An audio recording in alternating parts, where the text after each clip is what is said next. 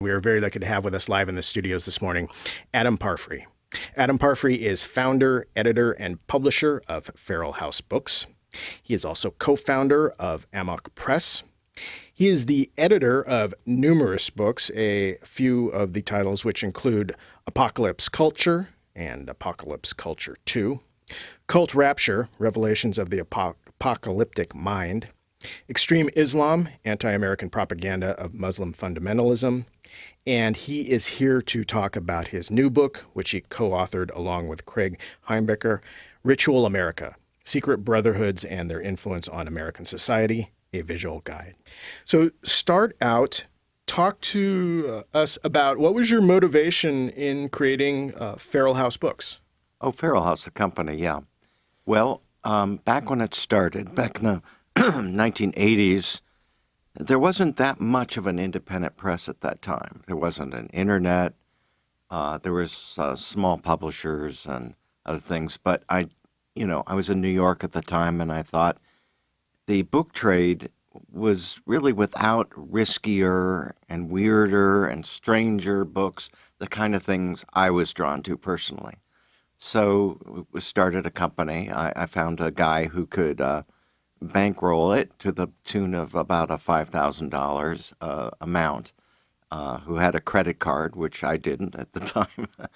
And so I found a distributor, and we got on the road with that. We got into the major outlets, the chain stores and all that stuff. And it surprised me that we were able to do that so easily, and we got a very good response to some of our stuff.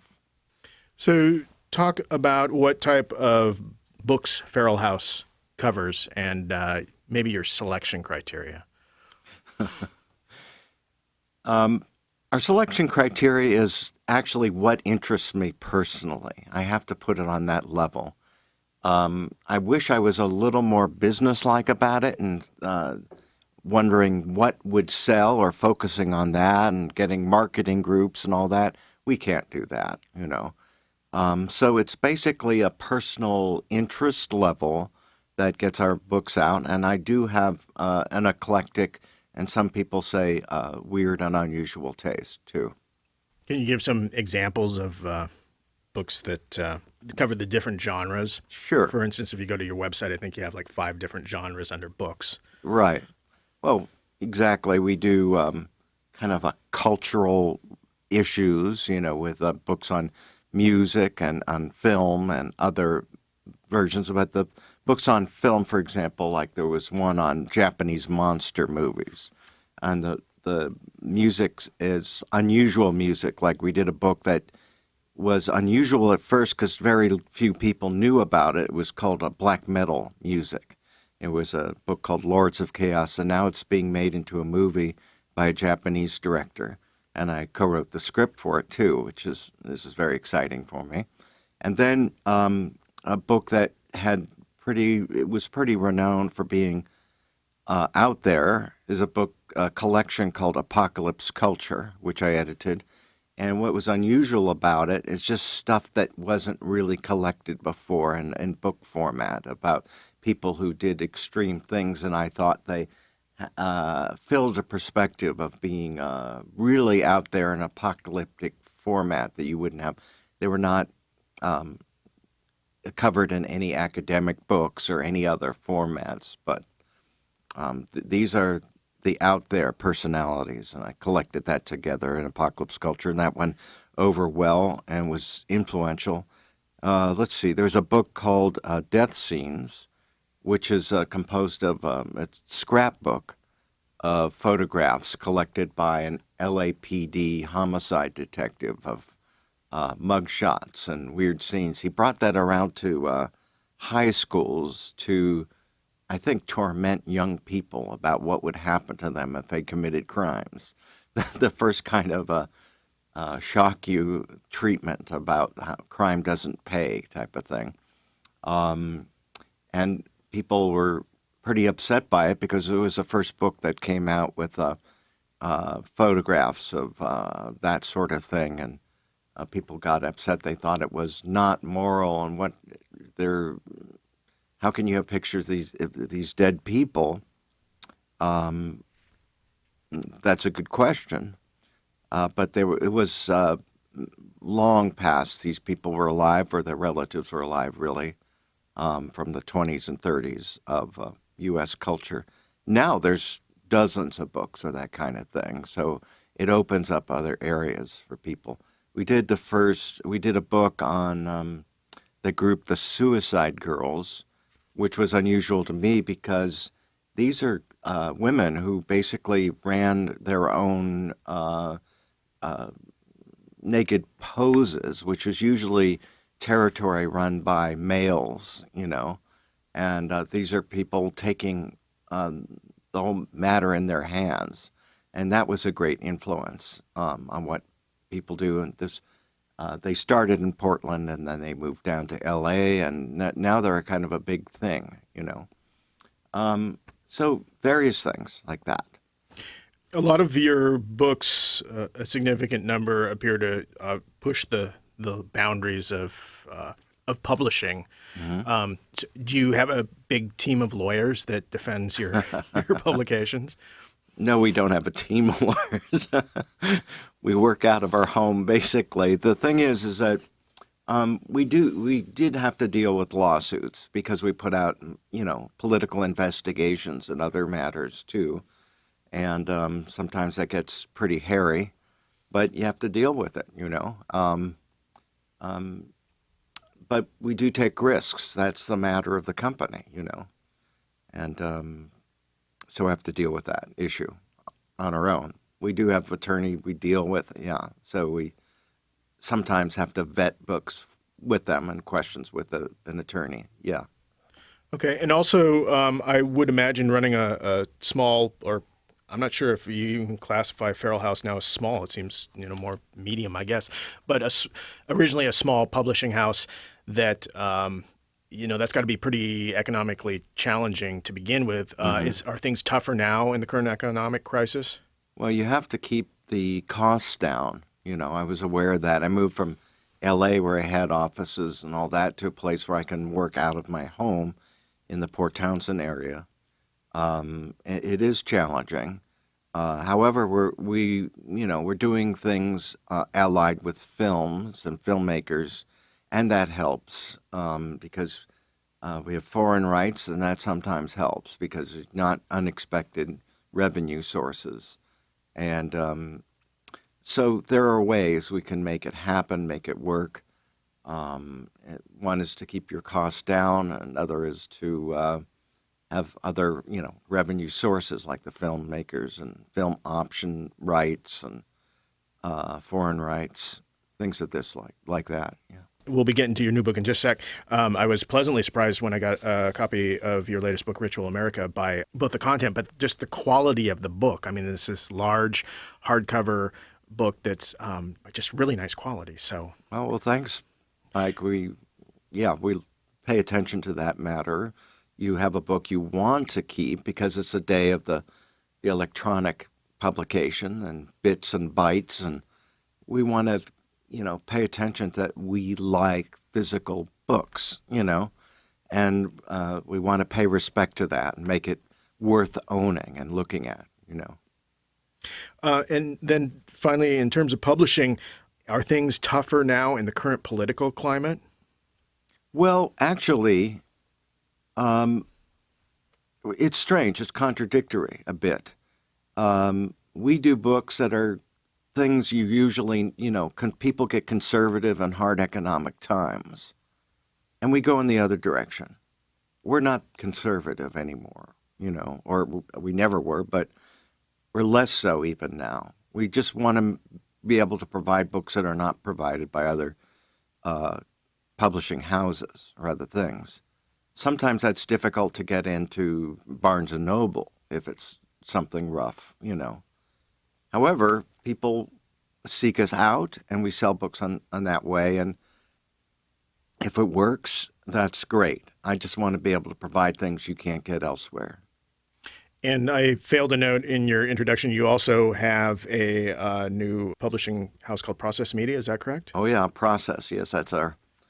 Um, Feral House is known for being fairly extreme or contentious. But process media is our imprint that I didn't want to have, you know, working from that perspective. Oh, it's not a Feral House book. So we started this company. We have self-reliance series books on do-it-yourself things and how to do things in preparedness, on becoming an expat. And we did a book called Urban Homestead. We're fighting a trademark situation with Electronic Frontier Foundation on that one. But yeah, we love doing books where it provides knowledge and input into people who want to do things that, let's say, they can't get down to 7-Eleven that day, and they get an idea of, I'd like to know how to do this farming. I'd like to know how to prepare for emergencies. I'd like to know what to do if a doctor's not there.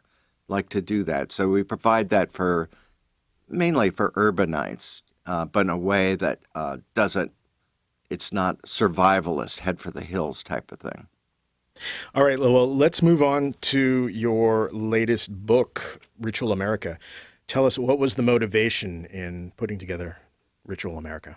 Well, I've had a long time fascination for the strange and bizarre qualities of American fraternal organizations, the Shriners, the Freemasons, the Odd Fellows, even the lower, business organizations like Lions Club or Optimist Club and all that stuff. And I noticed there was a kind of a ritualistic aspect to it. People would take oaths and do a certain thing. They'd wear a certain kind of costume and clothing, and some of it extremely odd. And so it makes you think, where did all that come from?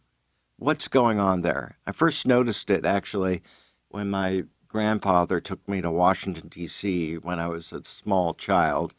And right in front of that Howard Johnson's hotel we were staying in, which is also in front of the Watergate complex during when all that funny business was going on, there was a Black Shriners parade. And the Black Shriners came into the hotel, and it just bowled me over as a child.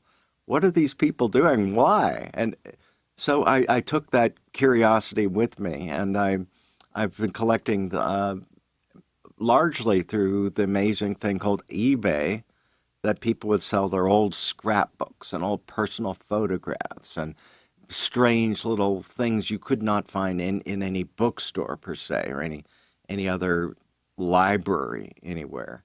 And I just was collecting these things for a couple decades, and I finally decided to release it in a way that was a very visual way, and just go at it not in a very esoteric and strange and way that most of these books encounter these things, or either crazy conspiratorial concepts. So that was the concept, and to make it as easier to read or to browse and be with as a magazine. So that's the intent of Ritual America, and also the intent was to show how broad the fraternal idea was in the creation of the country, and how at one point as many as a third of all people in the United States belonged to a secret society or some sort of weird fraternal order. It was very important to the daily functioning of American life for centuries or more. And so I wanted to say that's like it's hidden in plain sight. And rituals, it's not secret anymore. You can find anything on a Google search now. And so it's not, you go, well, what's the secret all about? When these organizations started hundreds of years ago, they were fighting the Catholic Church, really, in a other way of forming a Protestant type organization, and also one that the Catholic Church was, particularly in Europe at the time, they were controlling the banking and the means of distribution of goods or gold or banking situations. That was crucial to the time. And during the Revolutionary War, the French Masonic societies. They're called the Grand Orient, and Lafayette was involved in who collaborated with Ben Franklin and George Washington in the Revolutionary War fighting against the British. Had their own Masonic organizations, but they're far more exclusive than the ones in the United States and France. And so it's really a huge part of America. You drive into any town, you see this big sign, and at the front of the town you drive into, all these organizations you can go. You see signs for the Masonic Lodge, you see it for the Oddfellows Temple, you see it for the Optimist Club and Lions Club and Elks Lodge and all that stuff. And it just makes you think, who are the, what is this stuff, you know? And so I thought through that and did a lot of research, and that's where it is. It's very surprising how all encompassing it is in the American environment, even today. Do you have a sense for, you said at one point in time, one out of every three Americans were part of one of these organizations. Do you have a sense for numbers for now? It's a lot less than it was at the turn of the century, 1900 or so. And that is because there's a lot less need for it. Basically, a lot of it was for entertainment of the father or the family as well. And there was things that insurance companies take up that was taken up by fraternal orders. There's stuff like, television, TV dinners in the 50s, and all these things that were happening at that time just played into the needs that were fulfilled by fraternal orders earlier. And so there's a lot less need for it, actual need for the family. So there's a lot less participation in that. Also, there was a book done about 10 years ago called Bowling Alone. And that described how there's a lot less engagement in the group idea or communal ideas in today's world. Everybody's on their iPod and their iPhones, and they're away from the idea of participation. And that has really hurt the fraternal societies. So were the Freemasons, were they the original model then for the bulk of these other fraternal organizations? Absolutely, yeah. It was sort of like Alcoholics Anonymous was the icon for the sobriety societies, and there was a lot of them, but you couldn't have them without AA, right? So it was like the 12-step model, and that Freemasonry provided a way for those other groups, like a format, a participation, a ritualistic concept, and a way to run a lodge and what to do in a lodge and how to structure it. So Freemasonry was the big mama of that situation. And did a lot of them carry over the same concepts, let's say, of an oath and not revealing what your particular fraternity does? Well, absolutely, yeah. That was one of the things the model provided. The idea of secret rituals, the idea of handshakes, and the formation of marches. Like, let's say there's an order called the Improved Order of the Red Men. There were 1 million people belonged to this Red Men group. They would put on headdresses and dress like Native Americans. Well, they didn't allow Native Americans into their order about Native Americans. However, but that was a similar format as to the Freemasons. They had the rituals, the way they formed, the way they engaged in a room. The heads would sit in a certain place, and the other auxiliary roles done by the other members, and what they would do and how they would dress and what they would say. And all that, it's really fascinating how many there were. I have this book that was done at the turn of the 20th century and it discusses 600 or more different orders. And it showed their setup that it's like, of the 600 orders, they had multiple lodges, each one, some as many as thousands. So it was such a huge part of the country. And they had a name for someone who joined all these various orders just to collect being a participant in many, many different orders and so on. Even the Catholic Church, who really didn't like the Freemasons and felt threatened by the structure of them, and as well they probably should because they're primarily Protestant type organizations.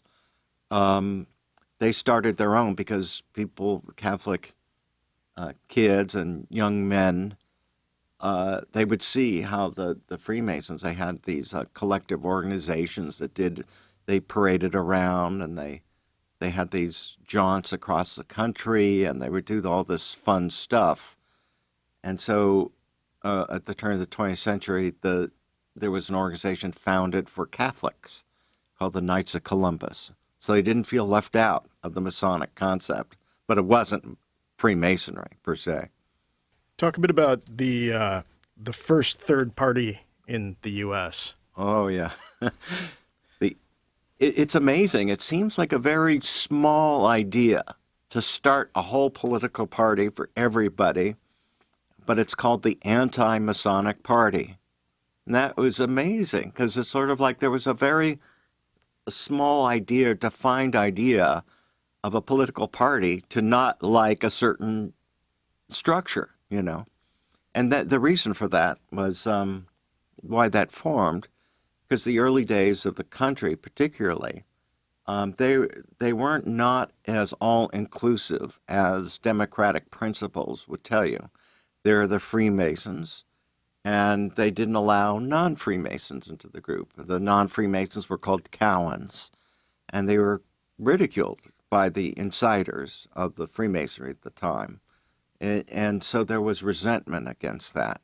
There was a resentment that played out after a fellow named William Morgan published a book revealing the initiation rituals or the rituals of a Masonic lodge.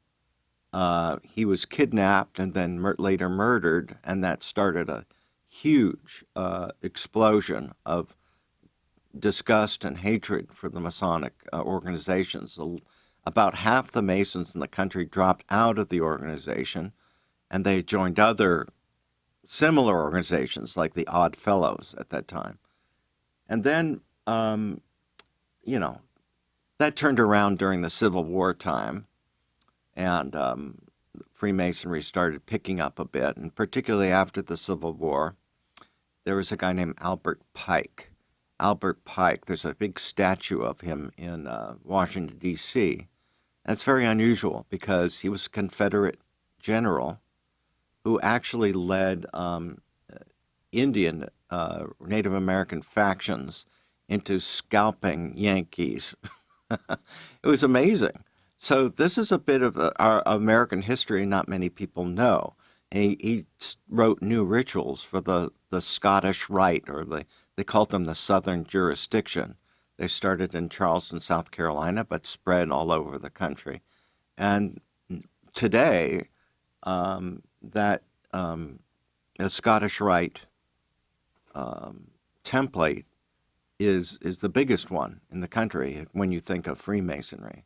There's a York Rite and others, but they're far less renowned and less of them in this world than the Scottish Rite that was really brought forward by this Confederate soldier who also was at the time, he was known for being a very big racist because of his belief system as formed by the Confederacy.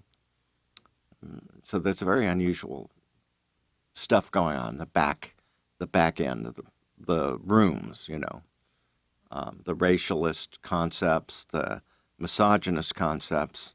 Women were not allowed to be part of the Masonic organizations. And so they were allowed to be part of a subordinate order that served the men or the male. So, but this was, people say, well, this is what the country was like at the time. It's not specific. Well, that is true.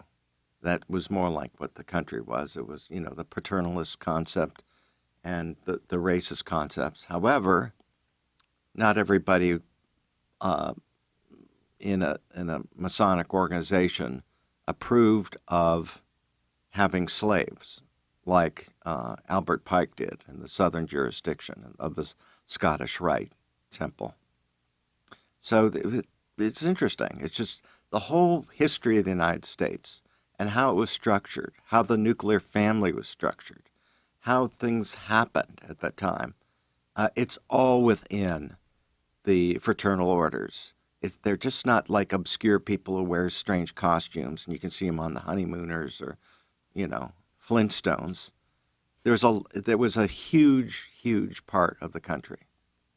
What were the qualifications to become a Freemason if they were making fun of those who weren't? Was there some high threshold to become one? Well, sure, there are also different types of organizations for different types of people. There are the higher, wealthier people, the bigger businessmen. They might join the Scottish Rite. Then the Oddfellows is more of a blue collar type of fraternal organization. Labor unions created their own little, like Masonic type organizations. It was so wide ranging, that it filled every need at the time for that type of group. And so people forget that. They think it's just that, Barber on Mayberry RFD joined. Nearly everybody belonged to these groups at one point in the United States. We are talking with Adam Parfrey. He is co-founder and publisher of Feral House Books and co-author of the new book, Ritual America, Secret Brotherhoods and Their Influence on American Society, a visual guide. And Adam, where can people find out more about your books? They can come to our website, Feral House. That's feral as in feral dog, feral child, FERALHOUSE.com. And you can find Ritual America on Amazon or Barnes & Noble or major independent bookstores. It's a big, heavy, very well illustrated book, so it really should be seen in person, I think. All right. Well, with that, we are unfortunately out of time. I want to thank you very much for coming in and spending time with us this morning. Thank you, Mike. I'm very grateful to be able to be here.